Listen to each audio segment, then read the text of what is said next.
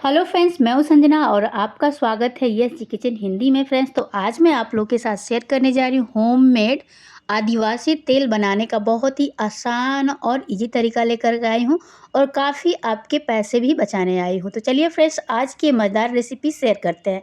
तो सबसे पहले मैं किचन में आ चुकी हूँ और यहाँ पे देख सकते हो फ्रेंड्स, मैं ये जो सामग्री है आप लोग को दिखा देती हूँ कि क्या क्या मैंने इस तेल को बनाने के लिए सारी चीज़ें मैं आप लोगों को दिखा देती हूँ कि इस तेल के लिए हमें क्या-क्या चाहिए फ्रेंड्स। तो यहाँ पे देख सकते हो हमने सब चीज़ों को इकट्ठा कर लिया है और यहाँ पे मैं नारियल तेल आप लोगों को दिखा रही हूँ।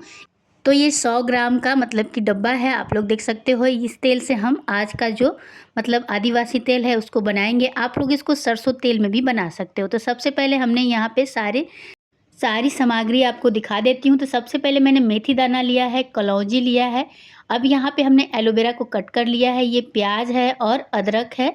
और ये देख सकते हो फ्रेंड्स, ये एलोवेरा है। अगर आपके पास एलोवेरा ना हो तो आप यहाँ पे एलोवेरा जेल भी यूज कर सकते हैं। यहाँ पे कड़ी पत्ता हमने लिया है और यहाँ पे 4 से 5 हमने तुलसी का पत्ता भी लिया है।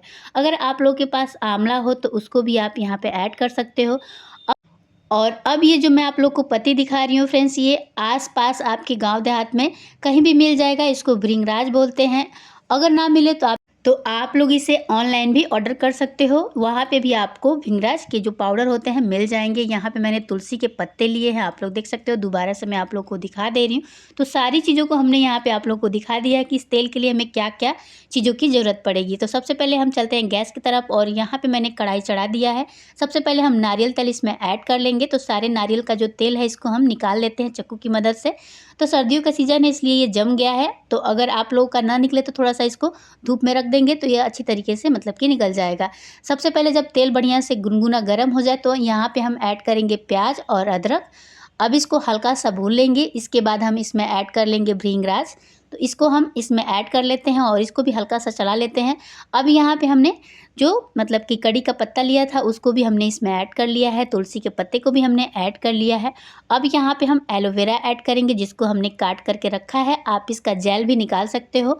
अब यहाँ पे हम मेथी दाना ऐड कर लेंगे फ्रेंड्स और इसको भी थोड़ा-सा चला लेंगे और यहाँ पे हम फिर से दोबारा से इसमें कलौंजी ऐड करेंगे, जो कि मेरी पहली वाली कलौंजी गिर गई थी, मेरी कटोरी छूट गई थी, आप लोग देखे ही होंगे।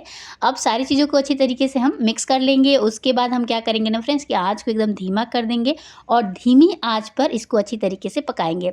और ये तब तक पकेगा जब तक कि एकदम से मतलब कि जल ना जाए और एकदम से धीमी आँच पे ही पकाना है, ज़्यादा तेज़ आँच इसके लिए नहीं चाहिए, नहीं तो क्या होगा कि जल जाएगा।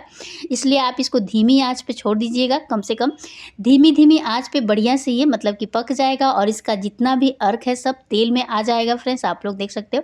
तो बहुत लोग इसको मतलब पीस के भी पकाते हैं लेकिन उसमें बहुत ज़्यादा टाइम लग जाता है। इस तरीके से अगर आप लोग मतलब पकाएँगे तो बहुत जल्दी हो जाएगा और ज़्यादा टाइम भी नहीं लगेगा। अब इसको बीच-बीच में हम चलाते रहेंगे ताकि ये चारों तरफ से बढ़िया से मतलब एक साथ पके। यहाँ पे देख सकते हो फ्रेंड्स, मैं बीच-बीच में इसको चला रही हूँ। और अगर आज की वीडियो आप लोग को पसंद आती है फ्रेंड्स तो चैनल को लाइक, कमेंट और शेयर करना ना भूलिएगा। तो देख सकते हैं फ्रेंड्स, आप लोगों से बातें करते-करते हमारा जो तेल अच्छी तरीके से बनने लगा है। अब यहाँ पे हमें बीच-बीच में इसको चलाते रहना है ताकि ये चारों तरफ से मतलब कि बढ़िया से पक जाए। यहाँ पे मैं पास से आप लोगों को दिखा देती हूँ फ्रेंड्स, 10 से 15 मिनट और लगेंगे इसको पकाने में। और आजकल मार्केट में आदिवासी जो तेल है ना उसका क्रेज़ बढ़ गया है फ्रेंड्स और बहुत ही महंगा भी मिल रहा है और आम लोगों की बस की बात नहीं है। और आजकल तो मतलब इतनी ज़्यादा समस्या हो गई है बाल झड़ने की, इतने ज़्यादा बाल टूट रहे हैं, इतने ज़्यादा झड़ रहे हैं कि समझ में नहीं आ रहा है कि क्या लगाएँ।